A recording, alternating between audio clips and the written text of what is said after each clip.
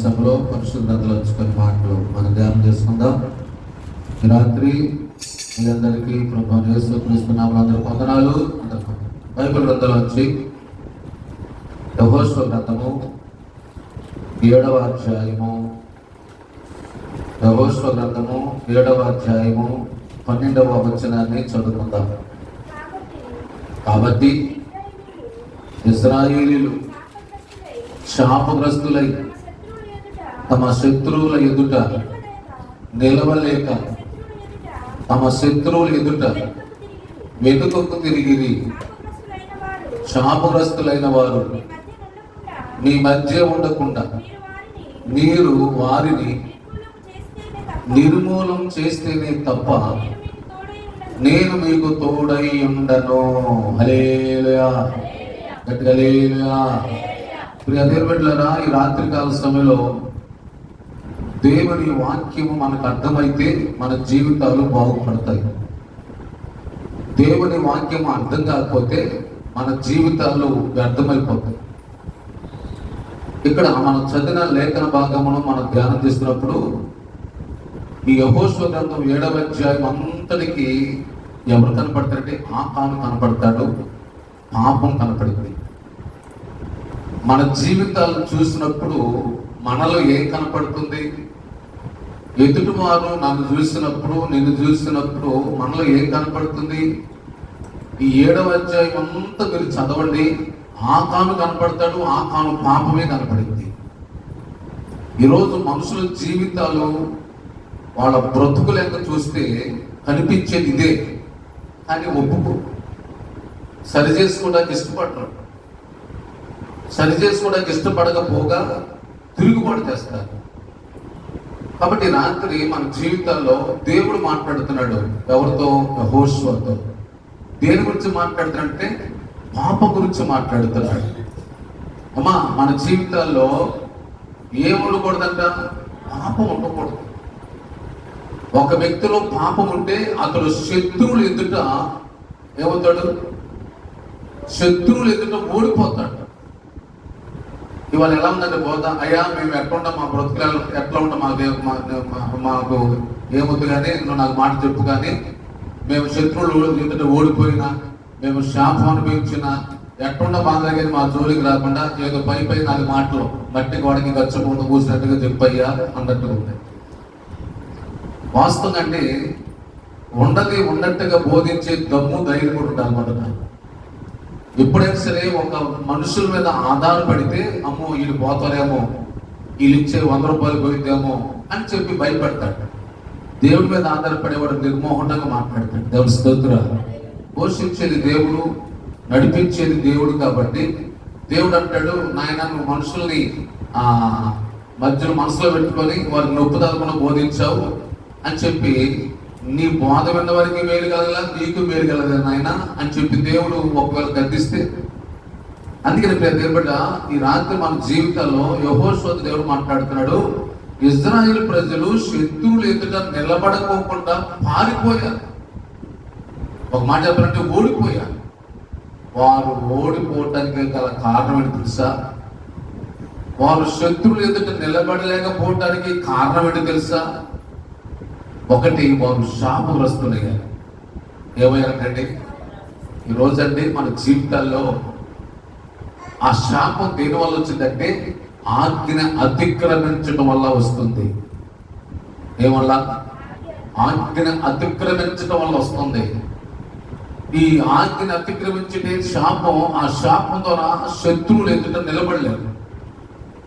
అందుకని బాబు మంచి స్కూల్లో పిల్లలు నేర్తారు. ఏంటమ్మా, మంచి స్కూల్లో 1000 రూపాయలు ఖర్చు పెట్టి, 1,00,000 రూపాయలు ఖర్చు పెట్టి మా పిల్లలకి మంచి చదువులు రావాలని, మంచిగా చదువు చెప్పేవాళ్ళు కావాలని దానికోసం ఎదురు చూస్తాం. కానీ మాకు మంచిగా బోధించే బోధ మాకు కావాలి. చచ్చు లాంటి బోధ. స్తోత్రం. ఉండది ఉన్నట్టుగా నిర్మోటంగా మాట్లాడే బోధ మాకు కావాలి. అలాంటి మందిరానికి మేము వెళ్ళాలి అనేవాళ్ళు ఉంటారంటే ఇలా ఉండరు. మన పిల్లలకైతే బాగా చదువు చెప్పే స్కూల్ కావాలి. మన జీవితాల్ని సరిచేసే మందిరాలన్న బోధన ఇష్టపడతాం. అలా బోధించే బోధకుడు అంటే ఈ రోజున శత్రువు అయిపోతున్నాడు. మనుషులు శత్రువులైన పర్వాలా, స్తోత్రం అని చెప్పగలరా? కాబట్టి రాత్రి దేవుడు ఆలోచించాలి, అర్థం చేసుకోవాలి. వాక్యం ఎంత కఠినంగా ఉన్నా, మాట్లాడేది వాక్యం, నేను కాదు. వాక్యాన్ని ప్రేమించేవాడు దైవజాన్ని ప్రేమిస్తాడు, దేవుణ్ణి కూడా ప్రేమిస్తాడు. వాక్యాన్ని ప్రేమించిన వాడు దైవజాన్ని ప్రేమించడు, దేవుణ్ణి అలా ప్రేమించని వాడంటే దేవుడికి ఇష్టం ఉండదు. అందుకని రాత్రి యెహోషువతో మాట్లాడుతున్నాడు. ఇజ్రాయెల్ ప్రజల్లో పాపం ఉంది, అది శాపం. అది ఎలా వచ్చిందంటే ఆజ్ఞను మేరటం వల్ల వచ్చింది. అందుకని నేను మీతో రాను అంటున్నాడు. ప్రభు మనతో రాకపోతే ఎట్లా? ఆ మాటలో అదేగా ఆఖరి మాట, ఆ పాపాన్ని నిర్మూలిస్తేనే నేను మీతో వస్తానన్నాడు. ఇప్పుడు మనం ఒక మాట చెప్పుకుందాం, మనలో పాపం పెట్టుకున్నాం అనుకోండి, ప్రభు మనతో ఉంటాడా? ఉండడు. ప్రభు లేనప్పుడు మన బాధ ఎందుకు, మన సేవ ఎందుకు, మన ఆత్మ జీవితం ఏంటి ఉపయోగం? మన జీవితాల్లో ప్రభు నాతో ఉండాలి, ఈ పరిచర్లో ప్రభు ఉండాలి, ఈ సంఘంలో ప్రభు ఉండాలి.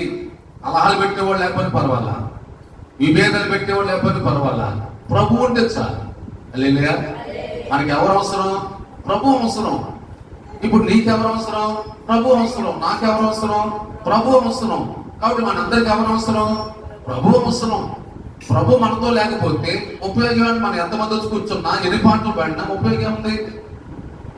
కాబట్టి ప్రభు ఉంటే ఎలా ఉంటుంది, ప్రభు లేకపోతే ఎలా ఉంటుంది? ఒకసారి ఆలోచించాలి.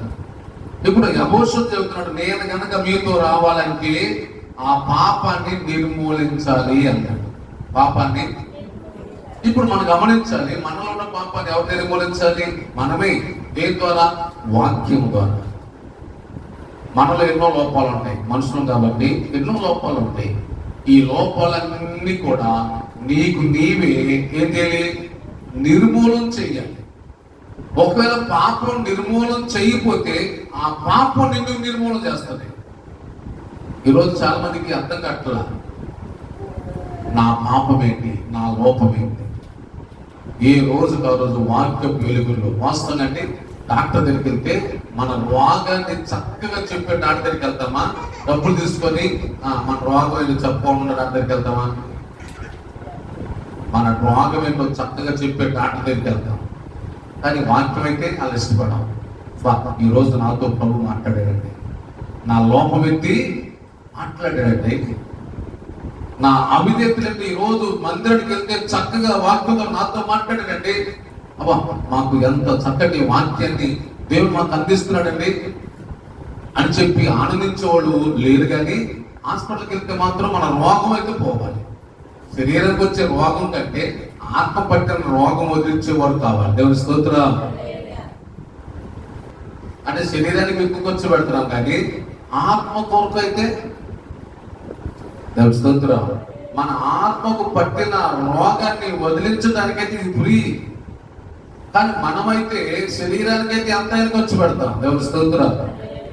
అందుకే ఇక్కడ యెహోషువతో చెబుతున్న మాట అంటే ముందు నిర్మూలన చేయాలి. ఏం నిర్మూలన చేయాలి? మనలో ఉన్న పాపాన్ని నిర్మూలన చేయాలి. మనలో ఉన్న పాప నిర్మూలన చేయాలంటే దేవుని వాక్యం మనలో ఉండాలి. ఏముండాలి మనలో? దేవుని వాక్యం మనలో ఉన్నప్పుడే నా పాపం ఏంటో నాకు అర్థమైంది. ఈరోజు చాలా మందికి మనలో ఉన్న లోపం మనకు అర్థం కావట్లేదు. మనలో ఉన్న పాపం అర్థం కాకుండా ఉందనుకోండి, అప్పుడు సాతాను అంటాడు, అమ్మయ్య ఎట్లా కొట్ట, నాలో ఉన్న లోపం నాకు అర్థం కాకుండా చేస్తాడు, నీలో ఉన్న లోపం నీకు అర్థం కాకుండా చేస్తాడు. అందుకే రాత్రి మనలో ఉన్న లోపం ఏంటో తెలుసుకోవాలి, దాన్ని నిర్మూలన చేయాలి. నిర్మూలన చేయాలి లేదా? ఏం చేస్తున్నావు? నాలో కోపం ఉంది, నాలో అసూయ ఉంది, నాలో ద్వేషం ఉంది, దాన్ని ఏం చేయాలి? నేను నిర్మూలన చేయాలి. బైబిల్ అందులో సమూయేలు సౌలుతో ఒక మాట చెప్పాడు. సమూయేలు సౌలుతో ఒక మాట చెప్పాడు. మొదటి సమూయేలు గ్రంథం 15వ అధ్యాయం 3వ వచనం చూడండి. మొదటి సమూయేలు గ్రంథం 15వ అధ్యాయం 3వ వచనం. కాబట్టి నీవు పోయి కనికరింపగా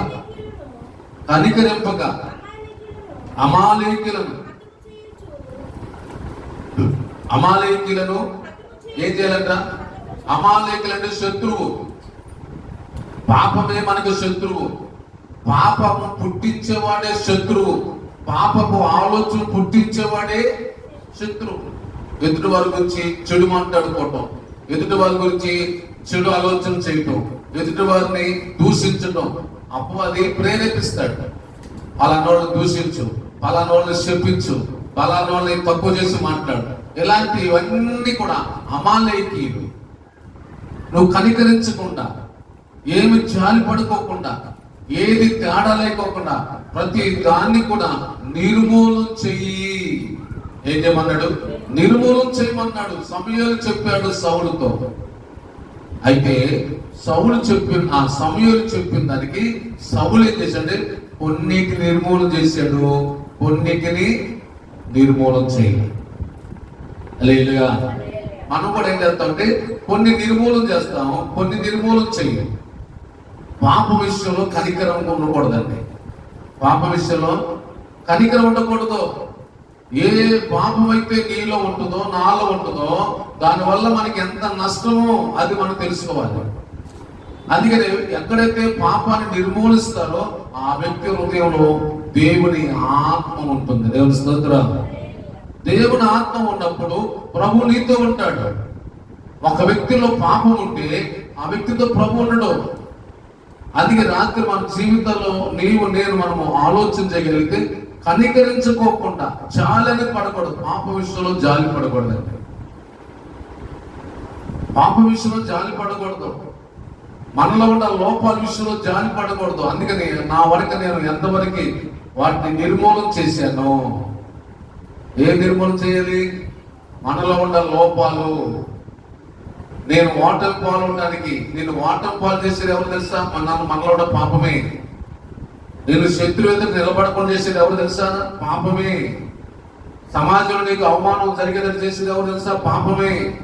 మన కుటుంబంలో విజయాలు చూడలేకపోవడానికి, మన బిడ్డలకి మంచి భవిష్యత్తు రాకపోవడానికి కారణం పాపమే. అది నీలో ఉంటుంది. మనమే అనుకుంటా నేను మంచి ప్రార్థన కొనాలనుకుంటా, నిజమే. కానీ నిజమేంటి? ఇంకా ఓటమి ఓటమి ఓటమి. కారణం ఏంటంటే ఎవరికి వాళ్ళకి సాధారణది. నువ్వు చాలా మంచి దానివమ్మా, నువ్వు చాలా మంచోడు భయ్యా. హల్లెలూయా. ఎప్పుడు కూడా మనల్ని మెచ్చుకోకూడదు, మనం విమర్శించుకోవాలి. హల్లెలూయా. ఇప్పటికప్పుడే నేను సరైన ఆత్మీయ ఎదగలేకపోతున్నాను, సరైన ఆత్మానుసారంగా జీవించలేకపోతున్నాను అని మనం విమర్శించుకుంటేనే మన పాపం మనకు దొరికింది. స్తోత్రాలు. కాబట్టి రాత్రి మన జీవితంలో ఆలోచించాలి. ఇదే విషయానికి వస్తే మరొక మాట చెబుతాను. నిర్గమకాండంలో 32వ అధ్యాయంలో కనుక చూస్తే అక్కడ మోషే సీనాయి పర్వతం మీదకి వెళ్ళి దిగి వస్తున్నప్పుడు అక్కడ ఇశ్రాయేలు ప్రజలందరూ కూడా విచ్చలవిడిగా జీవిస్తున్నారు. ఆయన కొండ నుంచి కింద దిగి వస్తున్నప్పుడు ఇశ్రాయేలు ప్రజలు విచ్చలవిడిగా జీవిస్తున్నారండి. అమ్మా, మన జీవితంలో, మన కుటుంబాల్లో ఎవరికి వారే విచ్చలవిడిగా ప్రవర్తిస్తూ ఉంటారు. ఎవరికి నచ్చినట్టుగా వాడు. నీకు నచ్చినట్టు నీవు, యజమానికి నచ్చినట్టుగా యజమాని ప్రవర్తిస్తాడు, భార్యకు నచ్చినట్టుగా భార్య ప్రవర్తించింది, బిడ్డలకు నచ్చినట్టుగా బిడ్డలు నడుస్తూ ఉంటారు. దాన్ని ఏమంటే విచ్చలవిడి జీవితం. ఉందన్న మాట. వచ్చను 25వ వచనం. ప్రజలు విచ్చలవిడిగా తిరుగుట మోషే చూశాడు వాళ్ళ జీవితాలు విచ్చలవిడిగా. అంటే ఈరోజు అంటే చాలా మందికి విచ్చలవిడిగా అంటే వాళ్ళ ఇష్టం. అమ్మా, ఈరోజు నీ ఇంటిలో విచ్చలవిడిగా జీవిస్తున్నారా? ఒకసారి ఆలోచించండి. ఒక క్రమం లేదా, ఒక పద్ధతి లేదా? ఎక్కడైతే ఎవరికి నచ్చినట్టుగా వాళ్ళు జీవిస్తారో అదే విచ్చలవిడి జీవితం. అక్కడ పాపం ఉంటుంది. అక్కడ ఏముంటది? పాపం ఉంటుందండి. ప్రతిదానికి ఒక నియమం ఉంటుంది. మన జీవితాల్లో విచ్చలవిడిగా, అరే మనం అంటాం మన పిల్లల్ని, రే నువ్వేంట్రా అమ్మ భయం లేదు, నాన్న భయం లేదు, విచ్చలవిడిగా జీవిస్తున్నావేంటి?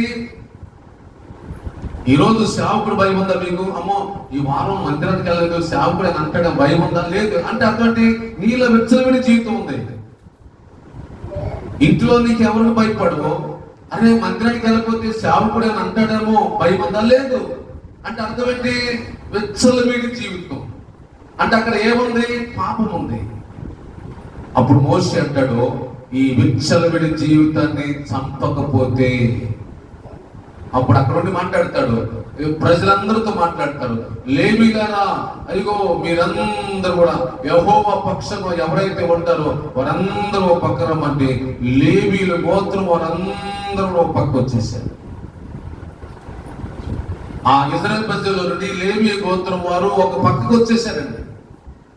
అప్పుడు మోషే అంటాడు, మీ నడుములకు కత్తి కట్టుకొని మీ సహోదరులు కానీ ఏం చేయమన్నాడు? ఆ మాట చదువు ఒకసారి. 27 వచ్చును.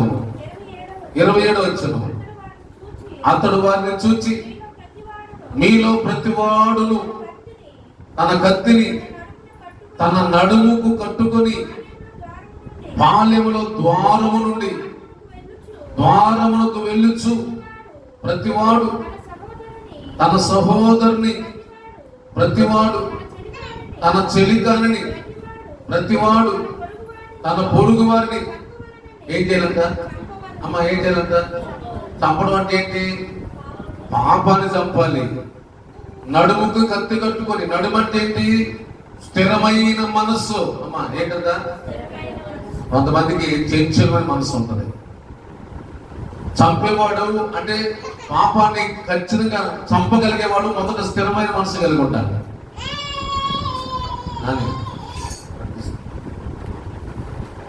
పాపాన్ని చంపేవాడు ఎలా ఉండాలి? స్థిరమైన మనసు కలిగి ఉండాలి. కత్తెంటి? వాక్యం. నడుమంటే మనసు, కత్తెంటే వాక్యం. అసలు మొదట నీ మనసు స్థిరంగా ఉండాలి. నీ మనసులో వాక్యం ఉండాలి. వాక్యం ఉన్నవాడండి కళ్ళకి కనపడుతుంటే సహించలేదు.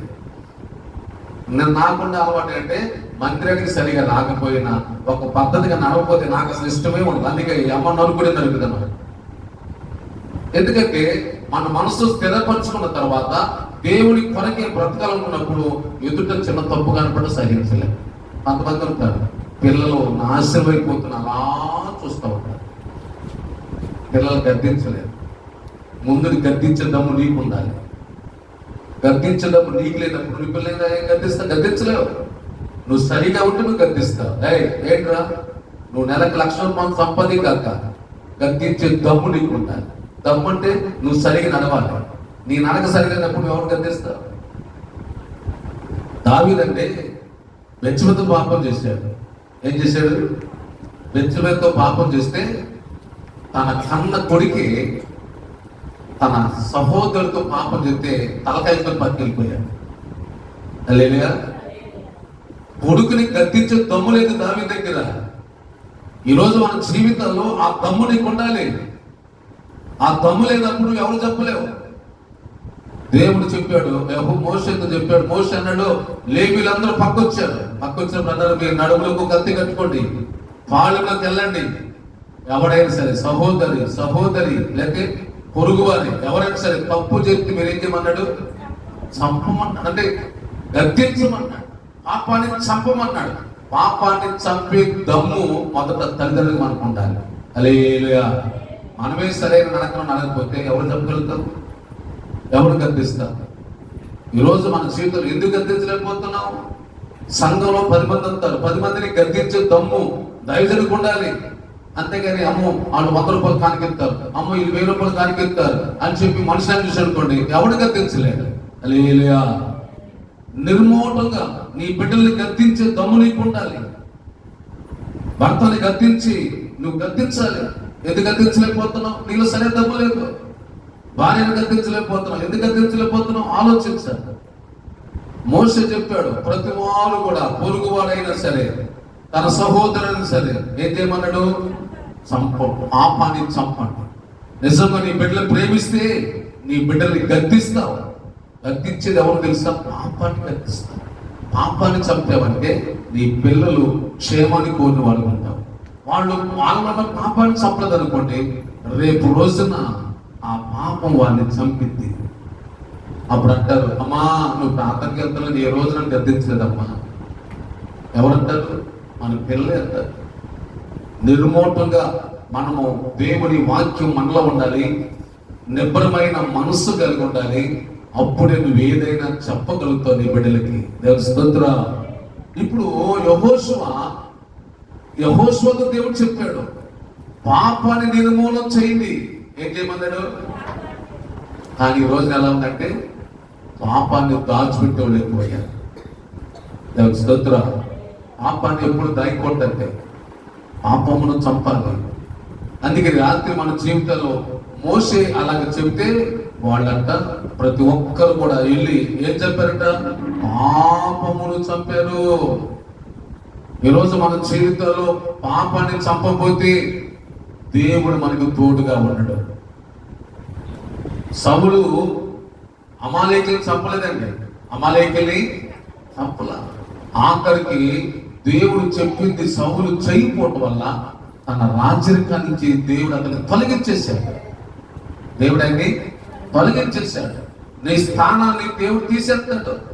అందుకని మన జీవితంలో ఆలోచించి అర్థం చేసుకోవాలి. అందుకని మనతో దేవుడు ఉండటం ప్రాముఖ్యం. మనతో ఎవరు ఉండాలి? దేవుడు ఉండాలి. ఇజ్రాయెల్ ప్రజలు వెనక్కి తిరిగిపోయారు, ఇజ్రాయెల్ ప్రజలు ఓడిపోయారు, ఇజ్రాయెల్ ప్రజలు వెనక్కి తిరిగి పారిపోతున్నారు. దేవుడు వారి పక్షాన్ని లేడు. అందుకని ఇప్పుడు మనకి ఎవరు రావాలి? దేవుడు మనతో ఉండాలి. కాబట్టి యెహోషువతో చెప్పాడు, నీవు వారిని మొహమాట లేకోకుండా పాపాన్ని నిర్మూలన చెయ్యయ్యా అని దేవుడు చెప్పాడు. దేవుడి స్తోత్రం. కాబట్టి దేవుడు చెప్పినప్పుడు అలాగే చేశాడు. ఏం చేశాడు తెలుసా అండి? ఏం చేశాడు తెలుసా? అప్పుడు వాళ్ళ పేర్లు రాశాడు, గోత్రాల పేరు రాస్తే అది ఆకాను పేరు వచ్చింది. ఎవరి పేరు వచ్చిందండి? ఆకాను పేరు వచ్చింది. మరి ఆకాను పేరు వచ్చినప్పుడు ఆకాను ఏం చేయాలి? 25వ వచనం చూడండి, మా యెహోషువ గ్రంథం 7వ అధ్యాయము 25వ వచనం.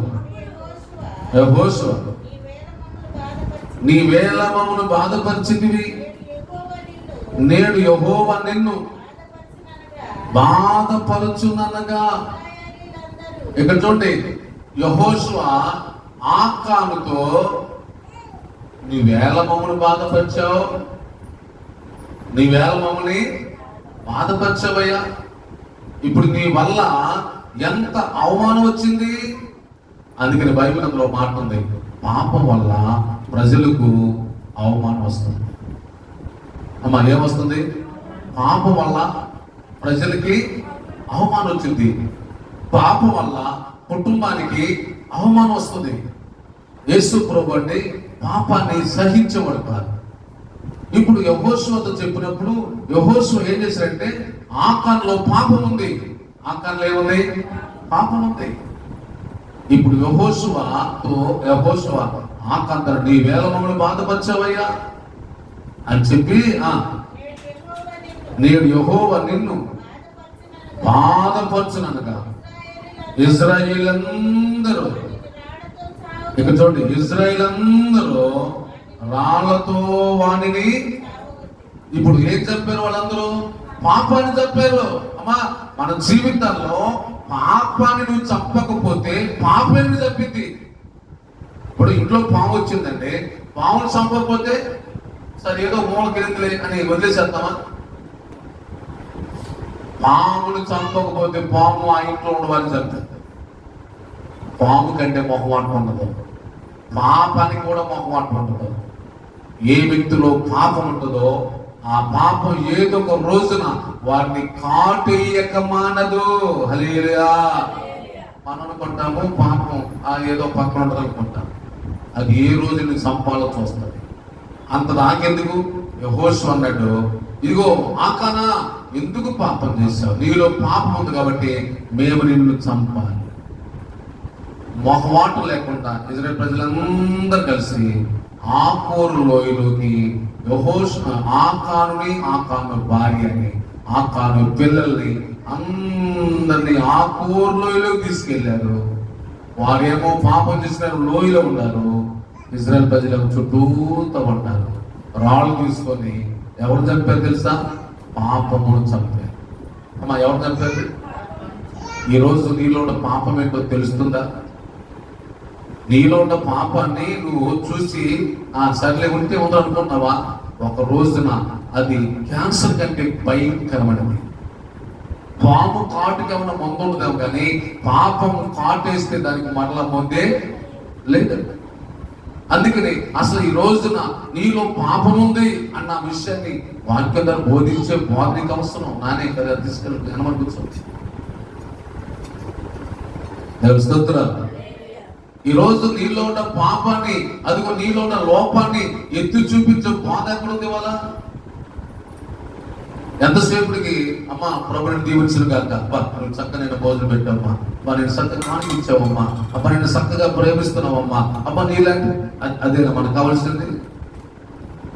ఈ రోజున మనతో ప్రభు ఉండాలంటే మనలో ఉన్న పాపాన్ని మనం వాక్యపు వెలుగులో మన పాపాన్ని మనం గుర్తించాలి. ఎదుటి పాపాలు మనకు వద్దు, ఎదుటి లోపాలు మనకు అనవసరం. అప్పుడు వారు ఆకూరు లోయలో ఇజ్రాయేల్ అందరూ చుట్టూతో ఉంటారు.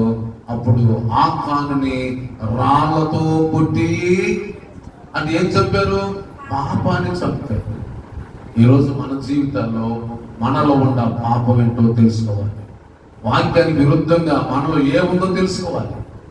వాస్తవంగా ఇజ్రాయేల్ ప్రజలు వారు వెళ్తున్నప్పుడు వారి శత్రువులంతా వారి ఎదురు నిలబడకూడదు అసలు లెక్కైతే.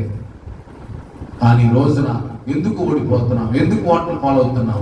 మన ఓటమికి కారణం ఏంటంటే మనలో ఉన్న పాపమే. అందుకని అది మనం గుర్తించాలి. అది మనం గుర్తించినప్పుడు దేవుడు మనకి విజయం ఇస్తాడు. ఇప్పుడు చూడండి, ఇజ్రాయేల్ ప్రజలు హాయి పట్టణానికి వెళ్ళినప్పుడు వారు వెనక్కి తిరిగారే. ఇప్పుడు వారిలో ఉన్న పాపాన్ని చంపిన తర్వాత ఇప్పుడు అంట వారు మరలా హాయి మీదకి వెళ్ళారు. దేవుని స్తోత్రం. తర్వాత వచ్చిన చూడండి 8వ అధ్యాయము.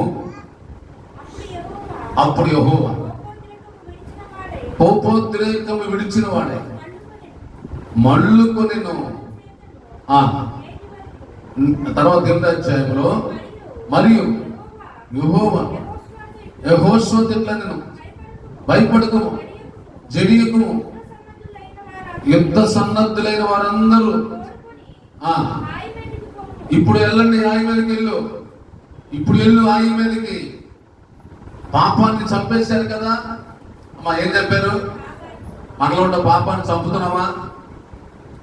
పాపాన్ని దాచకూడదు, పాపానికి భద్రత ఇవ్వకూడదు, పాప విషయంలో మొహమాట ఉండకూడదు. హల్లెలూయా. మన హృదయంలో ఏ పాపం ఉండ నిర్మోటంగా మనం గుర్తించాలి. మన బిడ్డల్లో ఏదన్నా పాపం ఉంటే నిర్మోటంగా గుర్తించాలి. హల్లెలూయా. ఒకవేళ ఆ పాపానికి నీళ్లు పోసావా, ఆ పాపాన్ని పెంచావా, ఆ పాపమే ఒక రోజు వారిని కాటేస్తుంది. ఆ రోజు ఎడితే ప్రయోజనం. ఈరోజు మన జీవితంలో పాప విషయంలో మొహమాటం ఉండకూడదు. యెహోషువ అదే చేశాడు. యెహోషువ మొహమాటం లేనివాడు, పాప విషయంలో నిర్మోటం లేకుండా బోధించేవాడు. ఆ పాపాన్ని నిర్మూలన చేసిన తర్వాత అప్పుడు దేవుడి కోపం చల్లారింది. హల్లెలూయా. ఎవరి కోపం అంట? దేవుడి కోపం చల్లారింది. రాత్రి మన జీవితాల్లో వాక్యము వెలుగులో మనం పరీక్షించుకుందాం, మనం పరిశీలన చేసుకుందాం. సమూయేలు చెప్పాడు, అమాలేకులు నిర్మూలన లేకుండా కనికరించుకోకుండా వారిని నిర్మూలన చేయమన్నాడు. సమూయేలు చెప్పిన మాట సౌలు అలా చెయ్యలా. సౌలు అలా తర్వాత సౌలు రాజరికం నుంచి త్రోసివేయబడ్డాడు. తన పాపాన్ని నిర్మూలన చేయలేకపోయాడు. ప్రజల్లో ఉన్న పాపాన్ని నిర్మూలన చేయలేకపోయాడు. నీ కుటుంబం అయినా సంఘమైనా మనం ఎవరైనా సరే నిర్మూలంగా పాప విషయంలో గద్దించే వరకు మనం ఉంటాం. దేవుని స్తోత్రం. మన బిడ్డలు మనం గద్దించకపోతే మనమే వారిని పాడు చేసుకుని అవుతాం. వారిని సరైన బోధలో పెంచాలి. సరిగా వారిని పెంచకపోతే తర్వాత వారి వల్ల వచ్చే నష్టం ఎంత అంత. కాబట్టి రాత్రి మన జీవితాల్లో ఆలోచిద్దాం, అర్థం చేసుకుందాం, గ్రహిద్దాం. యెహోషువతో దేవుడు చెప్పినట్టుగానే యెహోషువ చెప్పినట్టుగా చేశాడు. మనము కూడా విన్న వాక్యాన్ని బట్టి మనం కూడా నడుద్దాం. మనలో ఉన్న ప్రతి పాపాన్ని మనం గుర్తించాలి, దాన్ని చంపాలి. హల్లెలూయా. అప్పుడే నీవు విజయం పొందుతావు. ప్రభు నీతో ఉంటాడు. అప్పుడు ప్రభు నీకు విజయం ఇస్తాడు. అట్టి కృప దేవుడి రాత్రి మనందరి జీవితాల్లో గొప్ప విజయాన్ని ప్రభు మన కలగ చేసే కృప దేవుడు దయచేయను గాక. ఆమె ప్రార్థన చేసుకుందాం. తల వంచండి. ఈ రాత్రి కలశంలో ప్రార్థన చేసుకుందాం. నిజమే దేవా, ఈ రాత్రి మీ సన్నిధికి వచ్చాను. అయితే ఈ రాత్రి మీ వాక్కుతో నాతో మాట్లాడావు. నాలో ఉన్న పాపాన్ని నేను గుర్తించగలిగే గ్రహింపు నాకు దయచేయి. మనలో పాపం లేనివాడు ఎవడు లేడు, మనలో అవిధేయత లేనివాడు ఎవరు లేడు. ఈ రాత్రి నేను నీతిమంతుని చెప్పడానికి అవకాశం లేదు. వాక్యం బోధించే నాతో సహా, వాక్యం వినే నీతో సహా ఈ రాత్రి ప్రత్యేకంగా నీలో ఉన్న పాపం ఏంటో, నీలో ఉన్న లోపం ఏంటో మొదట అది గుర్తించాలి. నిన్నే ఈ రోజుగా రోజు దేవుని వాక్యపు వెలుగులో అపవాది ఏదో ఒక విధంగా మనల్ని మోసగించాలని, ఏదో ఒక విధంగా అపవాది మనకి అపజయం తీసుకుని వాడు ఎన్నో విధాలుగా వాడు ప్రయాసపడుతుంటాడు. ఈ రాత్రి దేవా, నీ వాక్యపు వెలుగులో నా లోపాన్ని నేను గుర్తించగలిగే కృప దయచేయి. నోరు తెరిచి చిన్న ప్రార్థన చేసుకుందాం. నోరు తెరవండి, చిన్న ప్రార్థన చేసుకుందాం. ప్రేమగల దేవా, మీ ఘనమైన, శ్రేష్టమైన, ఉన్నతమైన మీ నామమును వందనాలు. ఈ రాత్రి ప్రభువా, ఇశ్రాయేలు ప్రజలు వెనక్కి తిరిగారయ్యా. వారిలో శాపగ్రస్తమైన వారిలో ఉందయ్యా. మీ మాట మీరేనయ్యా. అందుకే వారు వెనుతిరిగారు నాయన, ఓటం పాలైపోయారయ్యా. నేను నీతో లేను, మీతో రాను అంటున్నావు. ఆ పాపాన్ని నిర్మూలిస్తేనే నేను మీతో వస్తానంటున్నావు ప్రభువా. నిజమే, మా కుటుంబంలో మీరు ఉండాలి, మా బిడ్డలతో మీరు ఉండాలి, మాతో మీరు ఉండాలి, మా సంఘంలో మీరు ఉండాలి నాయన. మీకు వ్యతిరేకమైన ప్రతి ఆయుధం మా కుటుంబాలు ఎక్కడ ఉండకూడదు నాయన. ఈ రాత్రి ప్రభువా, విన్న వాక్యాన్ని బట్టి నాయన మేము సరి చేసుకుంటున్నాం ప్రభువా. మేము మా కుటుంబాన్ని సరైన నడిపింపులు నడిపించుకోగలిగే ఆ గ్రహింపు మాకు దయచేయండి. మా బిడ్డలను మేము సరైన బోధలో నడిపించగలిగే కృప మాకు దయచేయండి. మా బిడ్డలు తప్పు చేసినప్పుడు మేము వారిని గద్దించగలిగే ఆ దమ్ము ధైర్యం మాకు అనుగ్రహించాలని ప్రార్థన చేస్తున్నాం. మేము వారిని గద్దించలేకపోతే వారిని సరైన బోధలు నడిపించలేము నాయన. దాంతో నన్ను మమ్మల్ని క్షమించండి. సంగమ కుటుంబాలు కూడా జ్ఞాపకం చేసుకోండి ప్రభువా. మేమందరం కూడుకొని మేము స్థుతిస్తున్నాం ప్రభువా. ఎన్నో లోపాలతో వస్తున్నాం, ఎన్నో అవిధలతో వస్తున్నాం ప్రభువా. అందరూ ఒకసారి జ్ఞాపకం చేసుకోండి. మా అందరిలో ఎన్నో లోపాలు, ఎన్నో అవిధేతలు ఉన్నాయి ప్రభువా. మీ రక్తం చేత మమ్మల్ని కడగండి, పరిశుద్ధపరచండి. మా అవిధేతలు మేము గుర్తించగలిగే గ్రహింపు మాకు దయచేయమని ప్రార్థన చేస్తున్నాం. బిడ్డలు తిరిగి గృహానికి వెళ్తుండగా ప్రభువా, ప్రతి ఒక్కరికి నెమ్మది, శాంతి, సంతోషం, క్షేమం దయచేయండి. మా కుటుంబాల్లో మీ దయ పాలించడానికి సహాయం దయచేయండి. మా కుటుంబాల్లో మీ ఆత్మ నడిపింపు మాకు దయచేయండి అయ్యా. మమ్మల్ని చూసినప్పుడు ఆయన అనేక మంది నాయన అయ్యా, మాలో మిమ్మల్ని చూడగలిగే కృప మాకు దయచేయండి. మా కుటుంబాల్లో మీరు ఉండాలి నాయన. మా కుటుంబాల్లో మీ ఆత్మ నడిపింపు ఉండాలని ఆయన సహాయం దయచేయండి. ఈ ప్రాంత ప్రజలందరూ కొరకు ప్రార్థన చేస్తున్నాం. ఈ ప్రాంత ప్రజలందరూ కూడా అయ్యా, మీ రక్షణ మారు మనసు ప్రతి ఒక్కరు పొందుకుందరు గాక. అనేక ఆత్మ ప్రభావ నీ వైపు తెప్పగలిగే కృపను దయచేయమని ప్రార్థన చేస్తూ ఈ రాత్రి బిడ్డలు వాక్యానుసారంగా ప్రార్థన చేస్తుండగా వారందరి మీద మీ ఆత్మ, మీ సన్నిధి తోడుగా వచ్చి మీరే భాగ్యం పొందమని మరలా మేమందరూ నాయన మా గృహాలకు వెళ్ళి ఈ రాత్రి మేము నాయన మా పడక మీద కొనుక్కొని తెలుస్తుండగా మీ ఆత్మ, మీ సన్నిధి మాకు తోడుగా ఉంచండి. ఫలం ద్వారా, దర్శనం ద్వారా ప్రతి ఒక్కరితో మీరు మాట్లాడి మమ్మల్ని అందరినీ బలపరిచి మీరే భాగ్యం పొందమని యేసు నామములో ఈ మనవులన్నీ అడిగి వేడుకొని పొందినాము తండ్రి. ఆమె మన పరమ తండ్రి ప్రేమ, కుమారుడు యేసుక్రీస్తు వారి కృప, పరిశుద్ధాత్మ అన్యోన్య సహవాసము, సమాధానం చెల్లించిన మనందరికీ, సర్వలోక పరిశుద్ధులందరికీ, ప్రత్యేకంగా మాలో ఉన్న పాపాన్ని గుర్తించి పాపాన్ని చంపగలిగే ఆ ఆత్మ నడిపింపు మాకు అందరికి దయచేయను గాక.